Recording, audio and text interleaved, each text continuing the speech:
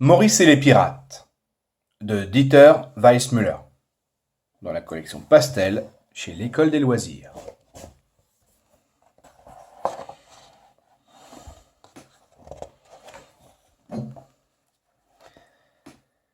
La ville est plongée dans un profond sommeil. Pourtant, la lumière brille encore dans la chambre de Maurice. Il ne parvient pas à s'endormir. Son livre préféré, Les 100 plus belles histoires de pirates, a disparu. C'est un livre avec une couverture rouge. Au moment où la lune apparaît, entre les nuages, Maurice entend une voix qui l'appelle. Ohé!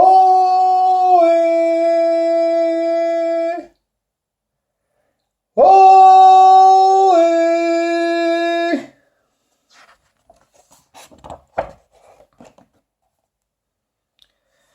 Il saisit son grand chapeau à plumes et se précipite sur le toit de la maison. Un chat noir fixe l'intrus qui ose violer son territoire. Maurice l'ignore, fasciné par l'étrange spectacle qui se déroule sous ses yeux. Poussé par une brise légère, un voilier navigue dans l'encre du ciel. « Monte à bord !» crie une voix. « Dépêche-toi, car la nuit sera courte !» Maurice court vers l'échelle de corde et escalade les 32 échelons.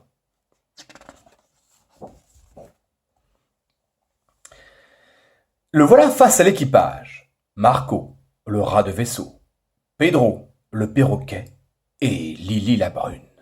« Où allez-vous » demande Maurice. « Nous allons vivre une grande aventure » répond Lily. « Et braver les tempêtes » dit Pedro.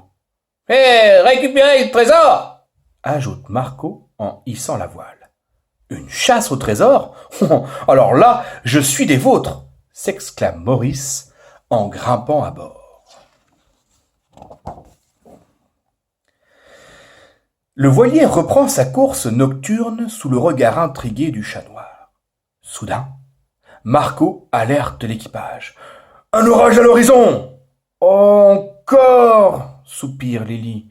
« Quelle malchance !»« Ah ! Si seulement nous pouvions trouver le trésor avant d'essuyer une nouvelle tempête !» dit Pedro.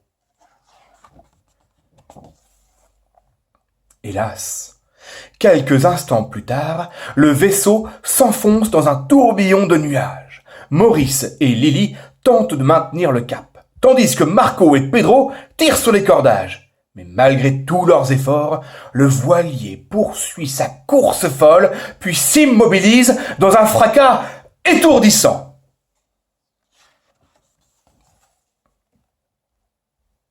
Ils sont coincés. 109 fois déjà, ils ont remis le bateau à flot. « Ah, c'est la fin de se planter à la moindre intempérie !» grogne Pedro. Lily lance le grappin à la poupe du navire et tous les quatre unissent leurs forces. « Ouh-hiss ! Ouh-hiss !» crie un hibou pour les encourager. Les voici enfin prêts à repartir. Mais comment sortir de ce labyrinthe ? Heureusement, le hibou les guide à travers l'épaisse forêt. Sans lui, ils se seraient perdus à tout jamais.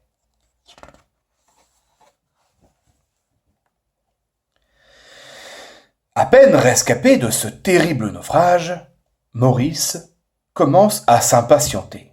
« Il se trouve où ce trésor ? C'est encore loin ?» Au bout de ce fleuve argenté, nous suivrons le reflet de la lune sur la mer jusqu'au phare abandonné.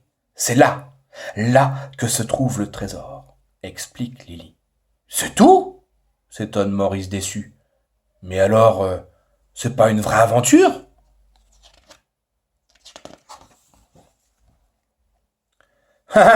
Détrompe-toi, ricane Pedro. Tu ne t'imagines tout de même pas qu'ils vont gentiment nous le rendre, le trésor. Mais qui ça, ils ? Crie Maurice hors de lui. Eh bien, Rackham le borgne et sa bande de pirates, sans foi ni loi, chuchote Lily. 109 fois nous le lui avons réclamé. 109 fois il nous a rionnés. Mais cette nuit, nous serons les plus rusés.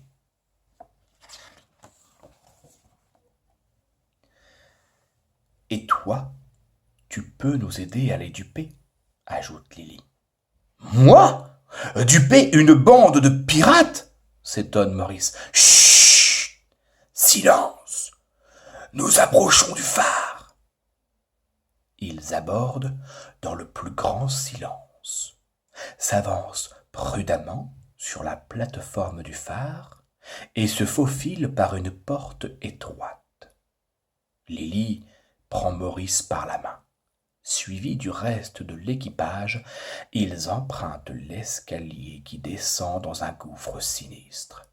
Quelle horrible odeur de moisi!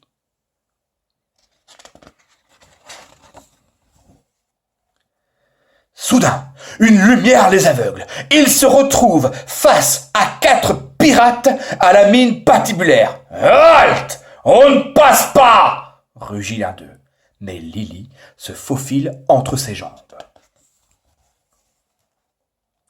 et atterrit quelques marches plus bas dans les bras de Rackham le borgne. Et alors, on s'introduit dans ma chambre au trésor, on essaye de me voler, moi, la terreur des mers.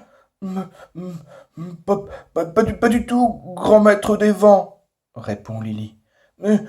Je t'ai amené une jeune recrue. Quoi?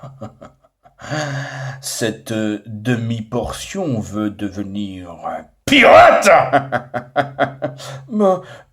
Oui, monsieur, murmure Maurice. Non, le sabre rouillé! Tonne Rackham. Alors, il te faut apprendre par cœur la Bible des pirates. Et vite! Assis à côté du capitaine, Maurice reçoit sa première leçon.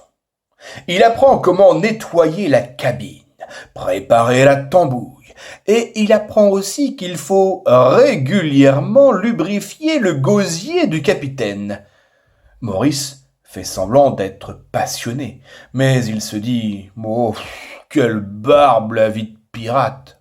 Rackham, lui, poursuit sa lecture, page après page, chapitre après chapitre. Son gosier devenant de plus en plus sec, il avale verre de rhum après verre de rhum. Soudain, il s'effondre. Et un à un, les autres pirates l'imitent. Pif, paf, pof. Ça a marché, chuchote Lily. Vite, dans la chambre au trésor, prenez le rouge et le bleu. Aussitôt dit, aussitôt fait. Et le trésor? Demande Maurice. Chut, fait Lily. Aucun danger, écoute-les ronfler.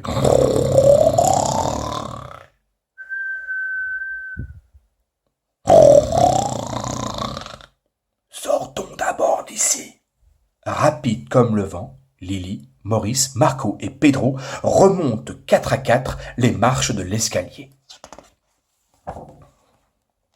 Bientôt, ils se retrouvent en sécurité à bord du vaisseau. « Nous avons réussi !» s'écrie Lily. « Quoi? Tout ce cirque pour 2 vieux bouquins?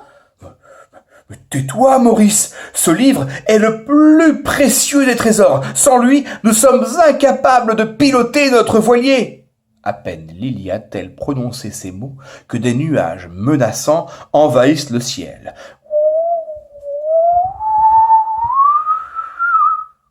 Lily ouvre le livre bleu au chapitre intitulé « Comment affronter les tempêtes ?» et grâce aux consignes données, il traverse la tourmente sans encombre.